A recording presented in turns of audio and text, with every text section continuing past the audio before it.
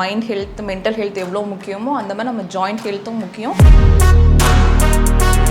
Phone ப்ராப்ளமாக இருக்குன்னா age ரிலேட்டடில் வந்து போனில் வந்து நமக்கு சில தேய்மானங்கள் வர ஆரம்பிக்கும். ஆக்சுவலாக பேக் பெயின் வந்து நிறைய இஷ்யூஸ்னால வருது. ஸோ ஏஜ் ரிலேட்டடாகவும் நமக்கு சேஞ்ச் ஆகும். ஸோ நம்ம ஃபுட்டை ரெஸ்ட்ரிக்ட் பண்ணுறது டயட் கிடையாது, ஃபுட்டை ஸ்கிப் பண்ணுறதும் டயட் கிடையாது. வணக்கம் மேம். வணக்கம். எப்படி இருக்கீங்க? நல்லா இருக்கேன். நீங்கள் எப்படி இருக்கீங்க? நல்லா இருக்கேன் மேம். இப்போ இருக்கிற ஜென்ரேஷனில் என்ன லைஃப் ஸ்டைல் ஃபாலோ பண்ணுறதுன்னே யாருக்குமே தெரியல. அப்படியே தெரிஞ்சாலும் ஆளாளுக்கு ஒரு லைஃப் ஸ்டைல் சொல்கிறாங்க, இதை ஃபாலோ பண்ணுங்க அதை ஃபாலோ பண்ணுங்க அப்படின்னு சொல்லிட்டு. ஆனால் இது எல்லாத்தையும் ஃபாலோ பண்ணாலுமே இதெல்லாம் ஒர்க் ஆகுதா அப்படிங்கிற ஒரு பெரிய கொஷின் மார்க் இருக்குது. ஸோ எனக்கு உங்ககிட்ட கேட்கணும்னு நினச்ச கொஷின் இதுதான். ஆளாளுக்கு ஒன்று சொல்கிறீங்களேப்பா, எந்த லைஃப் ஸ்டைலில் தான்ப்பா நாங்கள் ஃபாலோ பண்ணுறது? நீங்கள் அதே மாதிரி பியோர் செத் அப்படிங்கிற ஒரு இது வச்சுருக்கீங்க, வெல்னஸ் சென்டர் வச்சுருக்கீங்க, அதில் நிறைய விஷயங்கள் பண்ணுறதா சொல்லியிருந்தீங்க. எங்களுக்காக இப்போ நான் கேட்ட எல்லாத்துலேயும் இருந்து கொஞ்சம் ஆன்சர் சொல்லுங்கள் மேம். வணக்கம்.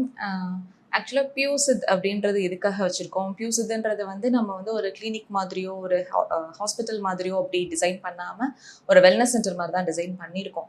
அதுக்கான ரீசனே வந்து இப்போ இருக்கிற லைஃப் ஸ்டைல், இப்போ இருக்கிற காலகட்டத்தில் வந்து கம்யூனிகபிள் டிசீஸ் இருக்கிற மாதிரி நான் கம்யூனிகபிள் டிசீஸ்ன்னு சொல்லி 2 வெரைட்டிஸ் இருக்குது. ஓகேங்களா? ஸோ அந்த நான் கம்யூனிகபிள் அப்படின்றது என்ன அப்படின்னு பார்த்தோம்னா, தொற்றா நோய்களை தான் நம்ம நான் கம்யூனிகபிள்னு சொல்கிறோம். ஸோ அது கீழே தான் நீங்கள் சொல்லக்கூடிய அந்த லைஃப் ஸ்டைல் டிசார்டர்ஸ் எல்லாமே வருது. சரிங்களா? ஸோ டயபெட்டிஸாக இருக்கட்டும், ஹைப்பர் டென்ஷனாக இருக்கட்டும், தைராய்டு டிசார்டர்ஸாக இருக்கட்டும், obesity and then musculoskeletal disorders, அதாவது இந்த மூட்டு வலி முதுகு வலின்னு சொல்லக்கூடிய அந்த ஆர்த்தோபெடிக் அந்த கண்டிஷன்ஸாக இருக்கட்டும், இது எல்லாமே வந்து அந்த லைஃப் ஸ்டைல் டிசீஸ் கீழே, அந்த நான் கம்யூனிகபிள் கீழே தான் வருது. ஸோ இதுக்கான மேஜர் ரீசன்ஸ் அப்படின்னு பார்த்தோம்னா, ஸோ இது எல்லாமே ரொம்ப வருஷமாக இருக்குது எல்லாருக்குமே. ஸோ டயபெட்டிக் ஒருத்தவங்கள்ட்ட கேட்குறீங்கன்னா அவங்க ஒரு 10 இயர்ஸாக நான் டயபெட்டிக் மெடிசன் சாப்பிட்றேன்னு சொல்லுவாங்க. ஹைப்பர் டென்ஷன் கேட்டிங்கன்னா நான் ஒரு 15 வருஷமாக மெடிசன் சாப்பிட்றேன். ஸோ இந்த மாதிரி இயர்லி ரொம்ப வருஷமாக ஒரு மெடிசன் சாப்பிட்டுட்டு இருக்கேன், ரொம்ப வருஷமாக மெடிசன் சாப்பிட்றீங்க, பட் ஏன் உங்களுக்கு இன்னும் கண்ட்ரோல் ஆகலை, இன்னும் நீங்கள் லைஃப் லாங் மெடிசன் தான் சாப்பிட்டுட்டே இருக்கணுமா அப்படின்ற ஒரு தாட்டும் அவங்களுக்குள்ளேயும் இருக்கும், கேட்குற நமக்குள்ளேயும் இருக்குது. அவ்வளோ வருஷம் சாப்பிட்றாங்கன்னா it's not easy thing. So இந்த மாதிரி நம்ம மெடிசன்ஸ் எடுத்துக்கிறோம் அப்படின்ற மாதிரி இருக்குது. ஸோ இந்த லைஃப் ஸ்டைல் டிசார்டர்ஸ், இந்த கண்டிஷன்ஸை வந்து நம்ம கொண்டு வரணும், எப்படி மாற்றணும் அப்படின்னா, நம்ம ஃபஸ்ட்டு சொன்ன மாதிரி diet and life style activities, இதை வந்து டே டு டே ஆக்டிவிட்டீஸ், இதை வந்து நம்ம சேஞ்சஸ் கொண்டு வரணும்னு சொல்கிறோம். ஸோ ஃபார் எக்ஸாம்பிள் டயட்னா நீங்கள் என்ன நினைக்கிறீங்க? நான் நிறைய பார்த்துருக்கேன் மேம். எல்லாரும் சொல்கிறது என்னன்னா, டயட்னா ஃபுட்டை அப்படியே கண்ட்ரோல் பண்ணிடணும், நிறைய ஒர்க் அவுட் பண்ணணும், கான்சென்ட்ரேட்டடா இருக்கணும், இதெல்லாம் ஃபாலோ பண்ணணும் அப்படிங்கிறது தான் நிறைய பேர் சொல்லி நானும் ஃபாலோ பண்ணி முடியல. ஓகே. ஸோ எல்லாரோட கான்செப்ட் அது அப்படி தான் நினைக்கிறாங்க. இப்போ வந்து டயட் அப்படின்னு நான் சொன்ன உடனே என்கிட்ட நான் ஃபஸ்ட்டு சொல்கிறேன், பேஷண்ட் வராங்க, மேடம் நீங்கள் வந்து கொஞ்ச நாள் டயட்டில் இருங்க அப்படின்னு நான் சொன்னேன்னா, இல்லை நான் ஆல்ரெடி கொஞ்சம் தான் சாப்பிட்றேன், ஆல்ரெடி நான் ஒரு நாளைக்கு 2 வேளை தான் சாப்பிட்றேன், மார்னிங் ஃபுல்லாக நான் சாப்பிட்றதே இல்லை. ஸோ இந்த மாதிரி ஒரு தாட்டில் இருக்காங்க. டயட் அப்படின்ற ஒன்று வந்து நீங்கள் ஃபுட்டை ரெஸ்ட்ரிக்ட் பண்ணுறது கிடையாது, நீங்கள் எடுத்துக்கிற ஃபுட்டை ஒரு பேலன்ஸ்டாக எடுத்துக்கிறது. ஸோ அதுதான் டயட்டு. டயட்டுன்றது கம்மியாக சாப்பிட்றது, நான் இவ்வளோ தான் சாப்பிட்றேன், ஒரு நாளைக்கு நான் 2 இட்லி தான் சாப்பிட்றேன், 1 இட்லி தான் சாப்பிட்றேன் அப்படின்றத வந்து டயட்டுன்னு சொல்லக்கூடாது. ஓகேவா? தப்பாக தான் எடுத்துகிட்டு இருக்கோம், எல்லாருமே அப்படி தான் பண்ணிகிட்டு இருக்காங்க. அப்படின்னா ஸோ நம்ம டயட்டுன்றது என்னென்னா, நம்ம டயட்டில் வந்து நம்ம உணவு முறைகளை வந்து மொத்தம் 4 டைப்ஸ் ஆஃப் ஃபுட்ஸ் இருக்குது. அதாவது ஃபேட் இருக்குது, ப்ரோட்டீன்ஸ் இருக்குது, கார்போஹைட்ரேட் இருக்குது, ஃபைபர்ஸ் இருக்குது. ஸோ இது 4மே நம்ம டயட்டில் ஈக்குவலாக, அதாவது ஒவ்வொருத்தவங்களோட ஏஜ்க்கும் அவங்களோட ஆக்டிவிட்டீஸ்க்கும் தகுந்த மாதிரி அதை நம்ம பேலன்ஸ்டாக கொண்டு போகணும். ஸோ உங்கள் ஏஜுக்கு ஃபேட் அதிகமாக தேவைப்படுதா, ப்ரோட்டீன்ஸ் அதிகமாக தேவைப்படுதா, ஃபைபர்ஸ் அதிகமாக தேவைப்படுதான்னு இருக்கும். அதே மாதிரி ஒரு 40+ இருக்கிறவங்களுக்கு இதோட ரேஷியோஸ் வந்து மாறும். ஸோ அவங்க அந்தந்த பாடி கான்ஸ்டன்ட்டுக்கு ஏற்ற மாதிரி, அவங்களோட ஒர்க் நேச்சருக்கு ஏற்ற மாதிரி நம்ம அதை பேலன்ஸ்டாக நம்ம மாற்றி எடுத்துகிட்டு போகிறதுக்கு பேர் தான் டயட். ஸோ நம்ம ஃபுட்டை ரெஸ்ட்ரிக்ட் பண்ணுறது டயட் கிடையாது, ஃபுட்டை ஸ்கிப் பண்ணுறதும் டயட் கிடையாது. இப்போ எல்லாருமே என்ன சொல்கிறாங்கன்னா, ஏன் அவ்வளோ ரைஸ் எடுத்துக்கிற, ரைஸை குறைச்சிக்கோ, ரைஸ் எடுக்க நீ குண்டாயிடுவ. அப்போ எல்லாத்துக்குள்ள பயம். இப்போ நீங்கள் ரீசெண்டாக பார்த்தீங்கன்னா கூட தெரியும், ஒயிட் ரைஸை தாண்டி மற்ற எல்லாமே ட்ரெண்டிங் ஆக ஆரம்பிச்சிருச்சு. சாப்பிட்ற ஃபுட்டே வந்து நம்ம பார்த்து சாப்பிட ஆரம்பிச்சோம். இன்னொரு விஷயம் என்னன்னா, இந்த கார்பு, ஃபைபர், புரோட்டீன் இதெல்லாம் தெரியாதப்பவே நம்ம நிறைய குவாண்டிட்டி சாப்பிட்டோம். அப்பெல்லாம் ஒண்ணுமே ஆகல. எப்போ இதெல்லாம் தெரிய வந்துச்சோ, எப்போ நம்ம கம்மியா சாப்பிடணும்ன்ற அந்த கான்சென்ட்ரேஷன் வர ஆரம்பிச்சதோ, அங்கதான் ப்ராப்ளமே ஸ்டார்ட் ஆகுது அப்படின்னு நான் நினைக்கிறேன். ஆமா, ஆக்சுவலாக 100% அப்படி தான். பட் அதுதான் நான் சொல்கிறது என்னென்னா, நம்ம எடுத்துக்கிற ஃபுட்டில் வந்து பேலன்ஸ்டாக நம்ம கொண்டு போய்க்கிறோம். சில பேருக்கு வந்து சொல்கிறாங்க நம்ம ரைஸை கம்மி பண்ணிக்கலாம் அப்படின்றாங்க. ஸோ நம்ம ரைஸை நீங்கள் கம்மி பண்ணணும்னா அதுக்கு ஈக்குவல் அமௌண்ட் ஆஃப் ஃபைபர்ஸ் நீங்கள் உள்ளே எடுத்துக்கணும். ஓகேவா. ஸோ ஃபைபர்ஸும் ப்ரோட்டீன்ஸும் ஸோ அந்த கண்டென்ட்ஸை நம்ம அதிகமாக எடுத்துக்கணும். நம்ம இப்போ ஃபுட் எடுத்துக்கிறோம், சில பேர் வந்து நான்வெஜிடேரியன்ஸ்னாலே வந்து unhealthy, so vegetarians healthy, so இந்த மாதிரியும் நிறையா தாட்ஸ் வந்து இருக்குது. ஸோ அப்படி கிடையாது, ஓகேங்களா. எல்லா ஃபுட்லேயும் ஹெல்தி அன்ஹெல்தி இருக்குது. நம்ம எந்த ஒரு ஃபுட்டை நம்ம என்ன வேலை எடுத்துக்கிறோமோ அதை வச்சு தான் ஹெல்தியே தவிர அந்த ஃபுட்டு நமக்கு அன்ஹெல்தி கிடையாது.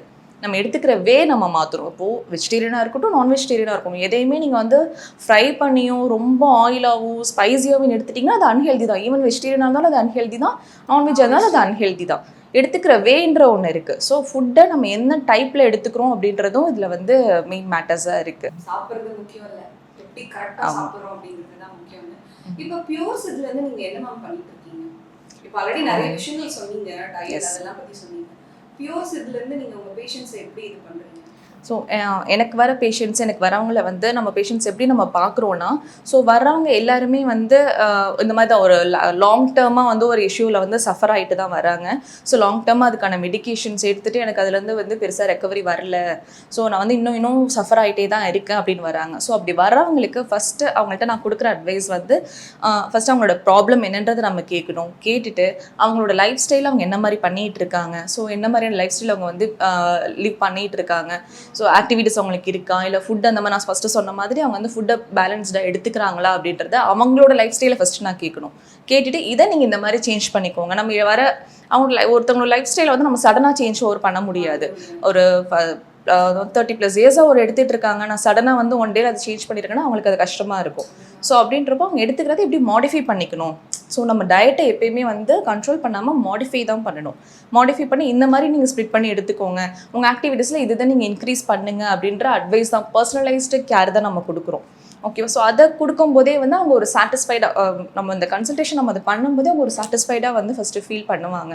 ஸோ வர பேஷண்ட்ஸ்க்கு ஈவன் எந்த பேஷண்ட்ஸ் வந்தாலும் எத்தனை பேஷண்ட்ஸ் இருந்தாலுமே நம்ம இண்டிவிஜுவல் ஒனுக்கு வந்து 30 மினிட்ஸ்லேருந்து சாலிடாக 45 மினிட்ஸ் வந்து ஸ்பெண்ட் பண்ணி அவங்களோட பர்சனலைஸ்டாக அவங்களுக்கு வந்து சேஞ்ச் ஓவர் பண்ணி தான் நம்ம கொடுக்குறோம். எல்லாருக்குமே தனித்தனியான ஒரு நீடு இருக்கு இல்லையா, ஸோ நீங்கள் பர்சனலைஸ் பண்ணி அதை மட்டும் கொடுக்குறேன் அப்படின்னு சொல்கிறீங்க. இப்போ உங்ககிட்ட ஒரு பேஷண்ட்ஸ் வராங்கன்னு வச்சுக்கோங்களேன், ஃபர்ஸ்ட் நீங்க ஏஜ் ஃபேக்டர் அதெல்லாம் பார்ப்பீங்களா, இல்லை என்ன மாதிரி அவங்கள ட்ரீட் பண்ணுவீங்க, எப்படி இருக்கும் அந்த இனிஷியேட்டிவ் எப்படி இருக்கும்? டெஃபினட்டாக ஏஜ் ஃபேக்டர்ஸ் வந்து மேட்டர்ஸ் தான். ஸோ வந்து ஏஜ் ஃபேக்டர்ஸ் வந்து நம்ம வந்து 20+ இருக்கிறவங்களுக்கு அவங்களுக்கு ஏற்ற மாதிரி நம்ம டயட் சொல்லணும், அவங்களுக்கு ஏற்ற மாதிரியான ஆக்டிவிட்டீஸ் நம்ம சொல்லணும்.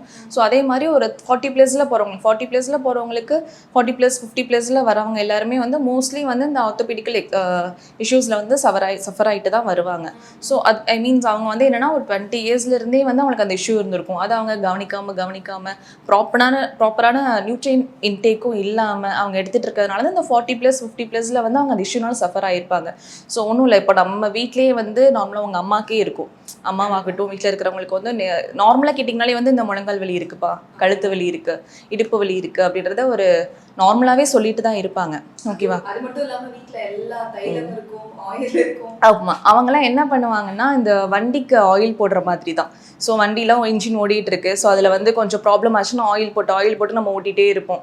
பட் அதோட மேஜர் ஃபேக்ட் என்ன, மேஜர் இஷ்யூ என்ன அப்படின்றத வந்து பார்த்து சரி பண்ண மாட்டோம். என்னைக்காவது ஒரு பெரிய பிரச்சனையாக வரும்போது தான் அந்த வண்டியை கொண்டு போய் சர்வீஸ் விடுறது, அதுக்கப்புறம் அதுக்கு அதிகமாக செலவு பண்ணி பார்க்குறதுன்னு பண்ணிகிட்டு இருக்கோம். நம்ம வீட்டில் இருக்கிறவங்களும் அதே தான் பண்ணுறாங்க. ஓகேவா. மினிமலாக ஒரு ஏஜ் பெயின் லைட்டாக ஸ்டார்ட் ஆகும்போதே வந்து ஒரு பெயின் கில்லர்ஸ் போட்டுக்கிறதோ இல்லாட்டி ஒரு ஆயில் அப்ளை பண்ணிவிட்டு திரும்ப அதே ஆக்டிவிட்டீஸ் அவங்க பண்ணிகிட்டே இருக்காங்க.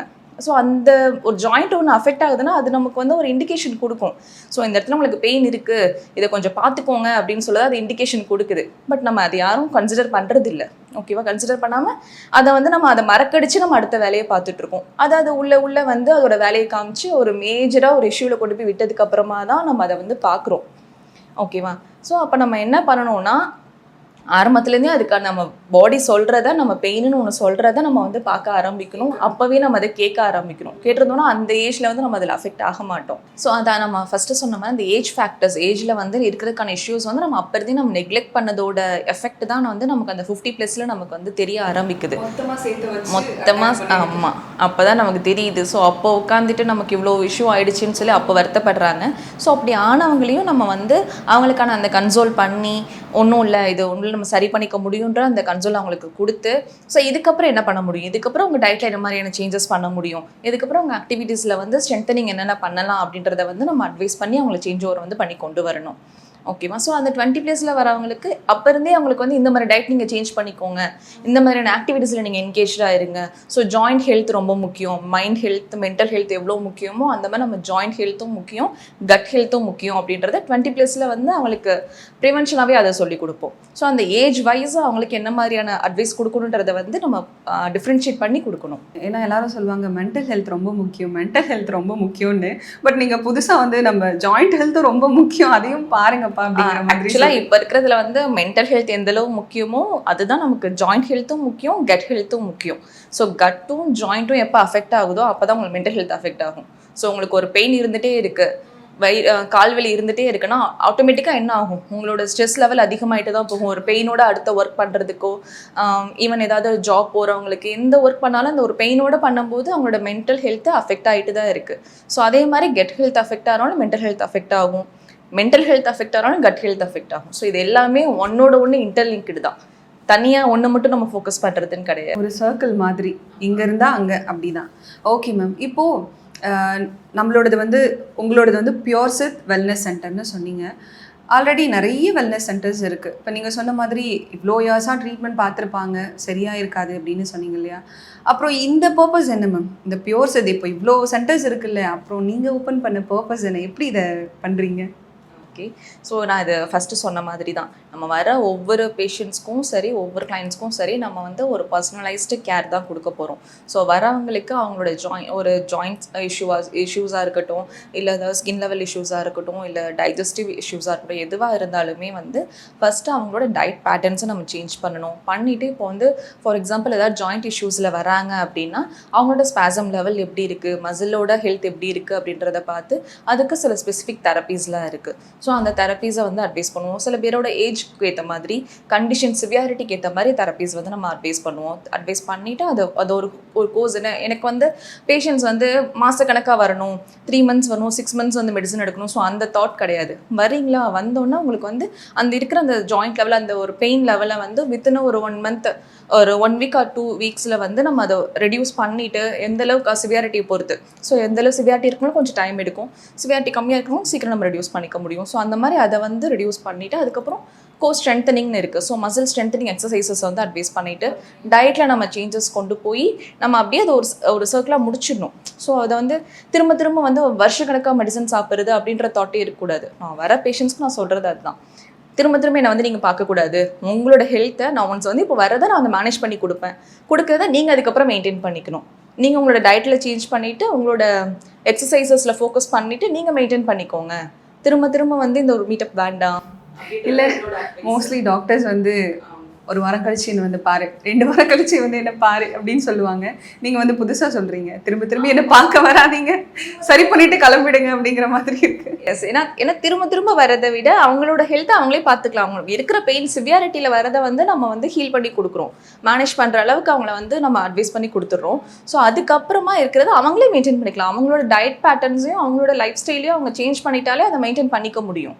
ஸோ திரும்ப திரும்ப வந்து அது ஒரு சர்க்கிளாக இல்லாமல் அவங்களோட ஹெல்த்தை அவங்களே நம்மளோட டயட்டே நம்ம வந்து சரி பண்ணிக்க முடியும். இப்போ எனக்கு ஒரு கேள்வி இருக்குது மேம், ஏன்னா ரொம்ப வருஷமாக இருந்து வரவங்களுக்கு கூட ட்ரீட் பண்ணியிருக்கேன் அப்படின்னு சொல்கிறீங்க. பேக் பெயின்னு ரொம்ப வருஷமாக இருக்குது, எனக்கு இந்த பேக் பெயின் போகவே இல்லை அப்படின்னு ஒரு கிளைண்ட் உங்ககிட்ட வராங்கன்னா எப்படி அவங்கள ட்ரீட் பண்ணுவீங்க? ஆக்சுவலாக பேக் பெயின் வந்து நிறைய இஷ்யூஸ்னால வருது. ஸோ ஏஜ் ரிலேட்டடாகவும் நமக்கு சேஞ்ச் ஆகும். இப்போ இருக்கிற பேக் பெயின் வந்து அப்பர் பேக்கில் இருக்கும், லோவர் பேக் பெயின் இருக்குது. ஸோ இது எல்லாமே வந்து ஜாப் நேச்சர்னாலையும் சில பேருக்கு வருது. அதாவது ஒரு 20 +இருந்தே பேக் பெயின் இருக்குது. ஏன் ஸ்கூல் கோயர்ஸ் லாஸ்ட் டைம் கூட எனக்கு ஒரு கேம்புக்கு வந்து ஒரு 12 வயசு பொண்ணு வந்திருந்தாங்க. எனக்கு நெக் வலிக்குது மேடம், கழுத்துலாம் வலிக்குது அப்படின்னு சொல்லி வந்திருந்தாங்க. ஸோ என்னென்னா பேக் தூக்கிட்டு போகிறேன், ஸ்கூல் பேக் தூக்குறதுனால எனக்கு இங்கே ஃபுல்லாக பெயினாக இருக்குது அப்படின்னு வந்திருந்தாங்க. ஓகேவா. ஸோ இந்த மாதிரி நமக்கு இந்த பெயின் இஷ்யூஸ், இந்த பேக் பெயினை பொறுத்த வரைக்கும் எல்லா ஏஜ் கேட்டகரிஸ்க்கும் வருது. ஸோ அதில் ஃபஸ்ட்டு நம்ம பார்க்க வேண்டியது மசில் ப்ராப்ளமா இல்லை போன் ப்ராப்ளமா அப்படின்றத நம்ம பார்க்கணும். ஓகேவா. ஸோ போன் ப்ராப்ளமாக இருக்குன்னா ஏஜ் ரிலேட்டடில் வந்து போனில் வந்து நமக்கு சில தேய்மானங்கள் வர ஆரம்பிக்கும், ஆஸ்டியோபோரோசிஸ்னு சொல்லுவோம். போனில் வந்து டென்சிட்டி கம்மியாக இருக்கிறது, அந்த மாதிரியான இஷ்யூஸ் இருக்குது. ஸோ இது எல்லாத்துலேயும் என்ன ஆகும்னா அந்த சப்போர்ட்டிவ் மசில்ஸ் வந்து ஸ்பாசமாக இருக்கும். அந்த பாராஸ்பைனல்னு நம்ம சொல்லக்கூடிய மசிலுக்கு சப்போர்ட் பண்ண, ஸ்பைனுக்கு சப்போர்ட் பண்ணக்கூடிய மசிலில் ஸ்பாசம்ஸ் வந்து இருக்கும். ஃபர்ஸ்ட் ஆஃப் ஆல் என்ன பண்ணால் அந்த மசில் ஸ்பாசம் நம்ம ரிலீஃப் பண்ணணும். அந்த மசில் ஸ்பாசம்னை ரிலீஃப் பண்ணிவிட்டு ரிலீஃப் பண்ணும்போது நமக்கு பெயின் குறைய ஆரம்பிக்கும். ஸோ பெயின் குறைஞ்சதுக்கப்புறமா அந்த மசிலை ஸ்ட்ரென்தனிங் பண்ணி அகெயின் நமக்கு பெயின் வராமல் நம்ம வந்து அதை ப்ரிவென்ட் பண்ணணும். ஸோ இந்த மாதிரி பேக் பெயினுக்குன்னு சொல்லி சர்டைன் தெரப்பீஸ் வந்து இருக்குது. தெரப்பீஸ் வந்து லைக் அதில் என்னென்ன இன்க்ளூட் ஆகும்னா, ஸோ நம்ம வந்து வர்மா ட்ரீட்மெண்ட்ஸ்னு சொல்லி பண்ணிகிட்டு இருக்கோம். புறவளையம்னு சொல்லக்கூடிய கட்டி வசதின்னு சொல்லி அந்த ட்ரீட்மெண்ட்டும் பண்ணிகிட்டு இருக்கோம். அது கூடவே ஒற்றடம் ஃபர்மெண்டேஷன் டெக்னிக்ஸ் பண்ணுறது, அண்ட் தென் வந்து பீச்சு கொடுக்குறது, வசதி பண்ணுறதுன்னு சொல்லி ஒரு லைன் ஆஃப் ட்ரீட்மெண்ட்ஸ் இருக்குது. ஸோ இது ஏஜ் குரூப்ஸ்க்கு ஏற்ற மாதிரி டேஸ் வந்து டிஃபர் ஆகும். ஸோ மினிமல் ஏஜில் வராங்க, 20 ஏஜில் தான் வராங்க அப்படின்னா அவங்களுக்கு வந்து இதில் எது எத்தனை நாள் தேவைப்படும் அப்படின்ற கேட்டகரிஸ் பண்ணி வச்சுருப்போம். ஸோ இது எல்லாமே பேஷண்ட் டிபெண்ட்ஸ். அவங்களோட ஏஜ் அண்ட் கண்டிஷன்ஸ் வியாரிட்டியை பொறுத்து அதோட டேஸை வந்து நம்ம வந்து கேட்டகரைஸ் பண்ணி அவங்களுக்கு வந்து ஷெட்யூல் பண்ணி பண்ணுவோம்.